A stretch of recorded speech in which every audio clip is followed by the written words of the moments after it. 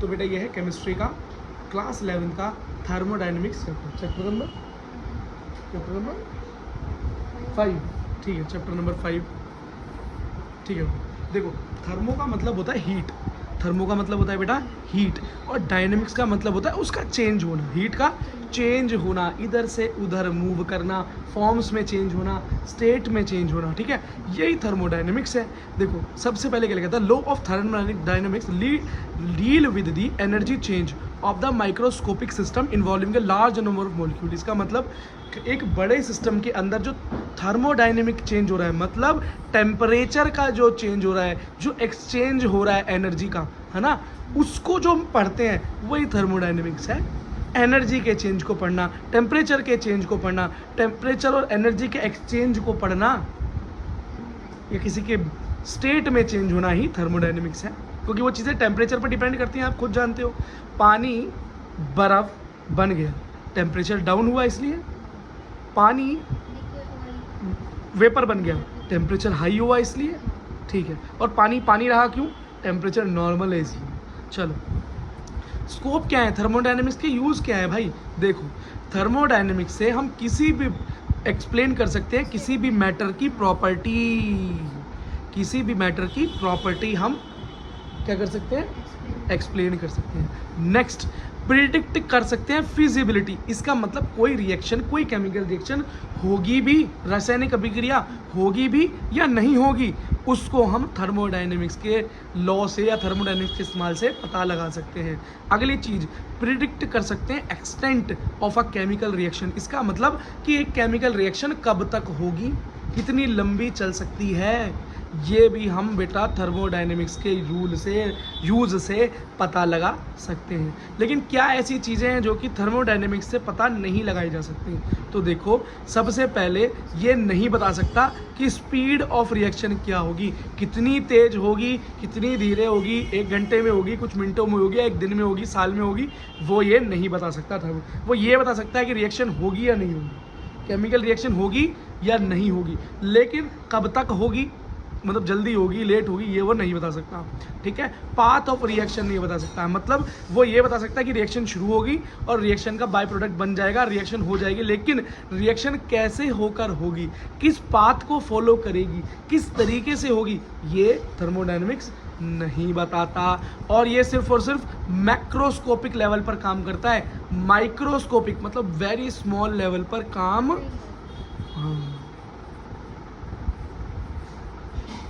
Okay, चलो बेटा next चलते हैं। अब हमें कुछ बेटा टर्म्स जो हैं, टर्मिनोलॉजी वो सीखनी बहुत ज़रूरी है थर्मोडायनेमिक्स के रिगार्डिंग। ठीक है भाई, सबसे पहली चीज़ होती है सिस्टम और सराउंडिंग।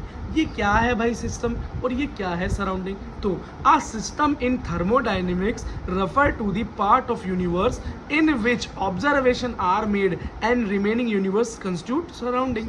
इसका मतलब इस पूरे यूनिवर्स में, इस पूरे ब्रह्मांड में, तो मतलब यहाँ पर अर्थ की बात नहीं होती, थर्मोडायनेमिक्स में हम पूरे यूनिवर्स की बात करते हैं। उस यूनिवर्स के अंदर जब आप किसी एक चीज़ की बात करें और सिर्फ उसके अंदर होने वाले टेम्परेचर चेंज, स्टेट चेंज, है ना, मैटर चेंज की जब बात करें, तो वो तो सिस्टम और बाकी सारा सराउंडिंग। मान लो बेटा ये मेरे पास माउंटेन ड्यू की बोतल रखी है। अब इस माउंटेन ड्यू की बोतल पे या इस पेप्सी की बोतल के अंदर जो लिक्विड है वो धीरे धीरे गर्म हो जाएगा, आपको पता है, क्योंकि वो ठंडा है अंदर। तो वो जब ठंडे से गर्म हो जाएगा, और मैं इस बारे में स्टडी कर रहा हूँ, थर्मोडायनेमिक्स में क्या हुआ, मुझे सर ने बोला इस पर स्टडी करो कि इसके अंदर का जो लिक्विड है या जो अंदर कोल्ड ड्रिंक है वो क्या हो जाएगी, ठंडी से गर्म हो जाएगी। तो क्या हो रहा है, हीट बाहर से अंदर जाएगी, गर्मी बाहर से अंदर जाएगी, और ये क्या हो जाएगा, चेंज। तो ये तो हो गया मेरा सिस्टम जिसको मैं देख रहा हूँ, और इसके बाहर सराउंडिंग। अब एक और चीज़ बताओ बेटा, इस सिस्टम के अंदर भी, इस बोतल के अंदर भी एक्चुअली क्या मैं पढ़ क्या रहा हूँ, इस बोतल के अंदर मैं देख किसको रहा हूँ, इस बोतल के अंदर जो लिक्विड भरा हुआ है, जो कोल्ड ड्रिंक भरी हुई है, उसको ऑब्जर्व कर रहा हूँ ना मैं कि वो गर्म हो रही है। क्या मेरा इस प्लास्टिक की बोतल से भी कोई मतलब है, नहीं। तो ये जो सराउंडिंग है, जो बाहर की हवा जो है और इस अंदर की कोल्ड ड्रिंक के बीच में एक बैरियर है, कौन है, ये है ना, ये बोतल, ये बीच में क्या बाउंड्री है ना, तो ये क्या हो गई, इसे हम बाउंड्री बोलेंगे। तो बाउंड्री क्या है, जो सिस्टम, जो अंदर सामान है उसे और बाहर सराउंडिंग को जो आपस में सेपरेट कर दे, वो बाउंड्री कहलाती है। तो नेक्स्ट ये होगी सिस्टम बेटा 3 तरीके का होता है, बहुत आराम से समझना। एक है ओपन सिस्टम, एक है क्लोज सिस्टम और एक है आइसोलेटेड सिस्टम। इसको बड़ा ध्यान से समझो। देखो बेटा, ओपन सिस्टम क्या है? ओपन सिस्टम ऐसा है जिसके अंदर एनर्जी और मैटर दोनों एक्सचेंज हो सकते हैं। जैसे कि मान लो ये मेरी बोतल है, इस बोतल का मैंने ढक्कन ओपन कर दिया। अब बेटा ये बताओ, इस बोतल का ढक्कन ओपन करूं और मैं इसको अगर इस तरीके से कर दूं तो लिक्विड सारा मेरा बुक पे गिर जाएगा, मतलब अंदर जो मैटर है वो एक्सचेंज हो जाएगा, सराउंडिंग में बाहर आ सकता है, और इसके अंदर हीट भी एक्सचेंज हो रही है, बाहर की गर्मी अंदर आ रही है, ताकि अंदर की चीज़ ठंडी हो रही है ना, वो ठंडी है तो गर्म हो जाएगी ना। हाँ, तो इसका मतलब हीट भी एक्सचेंज हो रही है और मैटर भी एक्सचेंज हो रहा है। अब बेटा इससे अगला क्या है? इससे अगला है हमारा, फोकस हो जा भाई, हो गया। अगला है हमारा क्लोज सिस्टम, जिसके अंदर मैटर का एक्सचेंज ना हो, सिर्फ एनर्जी का हो सके। तो यही है, इसी का एग्जांपल ले लो। मैंने इसका अब ढक्कन लगा दिया, अब मैंने इसको उल्टा कर दिया, लिक्विड बाहर आ रहा है? नहीं आ रहा, मैटर बाहर नहीं आ सकता ना। लेकिन क्या मैटर अब भी अंदर गर्म हो जाएगा? अब भी गर्म हो जाएगा, क्योंकि हीट एक्सचेंज हो रही है, एनर्जी एक्सचेंज हो रही है, लेकिन अब मैटर एक्सचेंज नहीं हो रहा। अब बेटा इसके बाद लास्ट आता है हमारा आइसोलेटेड सिस्टम। एक ऐसा सिस्टम जिसके अंदर ना तो सामान या मैटर एक्सचेंज हो और ना ही एनर्जी। जैसे आपको पता है आपके घर में एक थर्मस होती है, या मिल्टन की बोतल जो होती है ग्लास फ्लास्क वाली, हाँ, उसके अंदर अगर गर्म चाय डाल दो तो शाम तक गर्म रहती है ना, और ठंडा कुछ रख दो तो काफ़ी देर तक ठंडा रहता है। स्कूल में ले जाते थे अच्छी वाली थर्मस, क्योंकि बेटा उसके वो एक आइसोलेटेड सिस्टम है। लेकिन आप बोलोगे भैया यार वो तो गर्म देर में होता है लेकिन हो भी जाता है, तो इसका मतलब है कि जो सिस्टम है आइसोलेटेड, लेकिन पूरी तरीके से आइसोलेटेड नहीं है। तो ये एग्जांपल जो आइसोलेटेड तो है लेकिन पूरी तरीके से नहीं, लेकिन पूरी तरीके से आइसोलेटेड चीज़ें होती है वो लैब कंडीशन में होती हैं। कहाँ? लैब कंडीशन में। ठीक है, अगला थर्मोडायनेमिक्स के कुछ प्रोसेस हैं, और वो जो प्रोसेस हैं उनके कुछ नाम हैं उसके कैरेक्टर के हिसाब से, वो जरा आप एक बार पढ़ लेते हैं।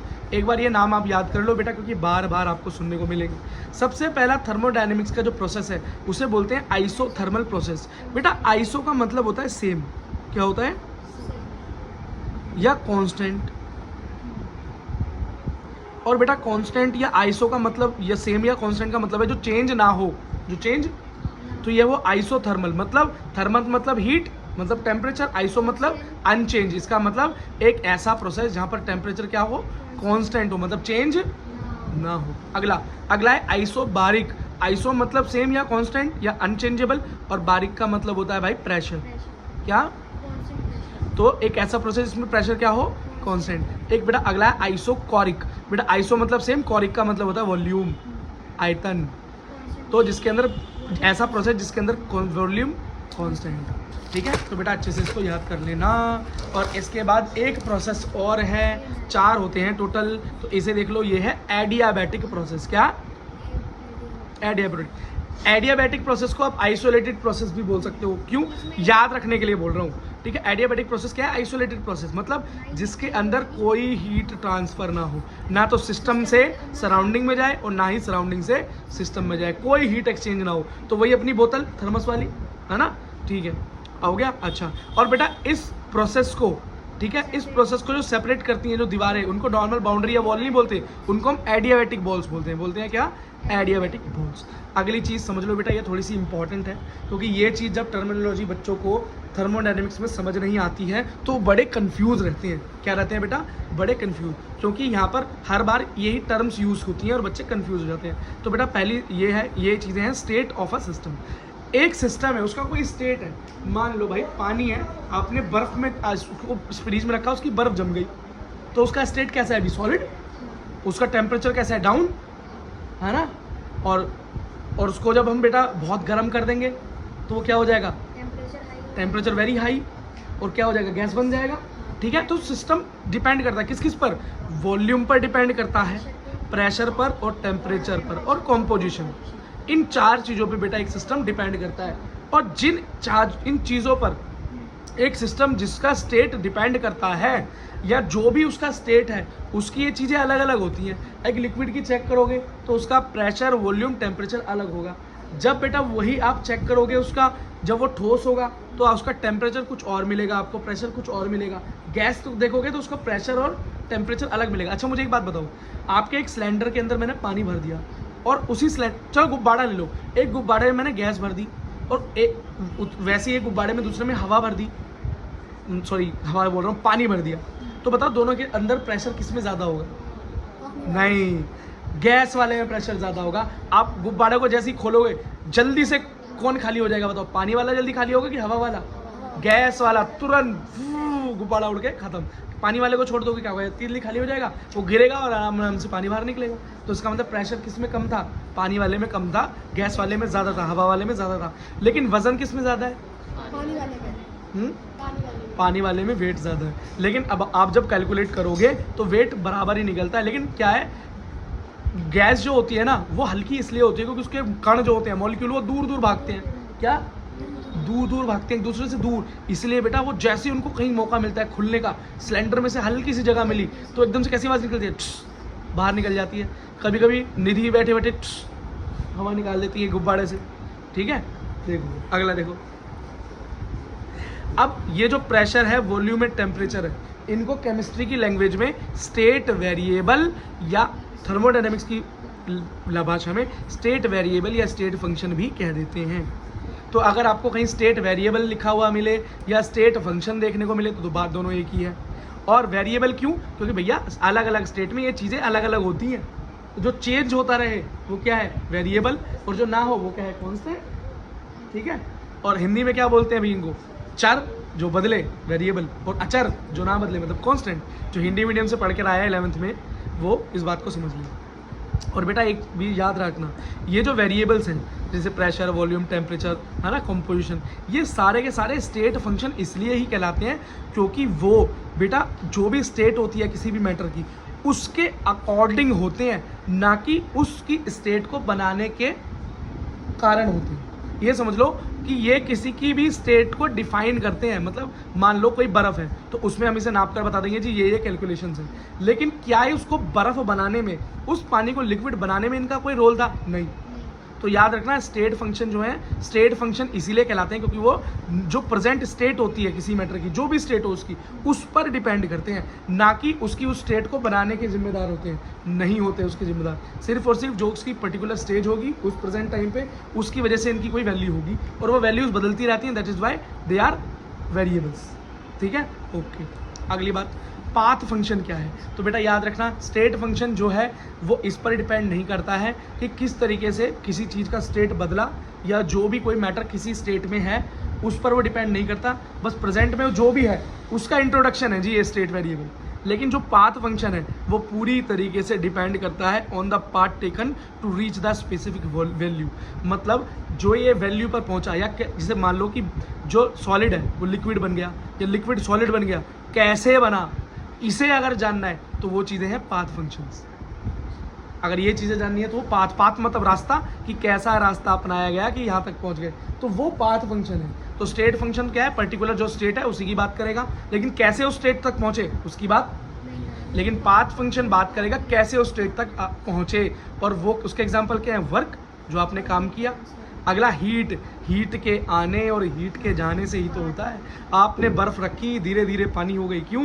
क्योंकि उसके अंदर गर्मी आ गई और टेम्परेचर बढ़ गया, हीट बाहर से सराउंडिंग से अंदर पहुंची सिस्टम में। और आपने गरम गरम चाय रखी, थोड़ी देर में क्या होगी? क्यों? क्योंकि चाय से गर्मी सराउंडिंग में पहुंच गई और वो ठंडी हो गई। तो इंट्रोडक्शन आपका यही था। अब आगे हम फर्दर चलाएंगे क्लास को। पसंद आई हो तो लाइक मारना, कुछ क्वेश्चन चाहिए तो कमेंट सेक्शन खुला हुआ है, और ये नोट्स अगर हैंड रिटन आपको चाहिए तो कमेंट्स कर देना, टेलीग्राम पर डाल दिए जाएंगे। ठीक है।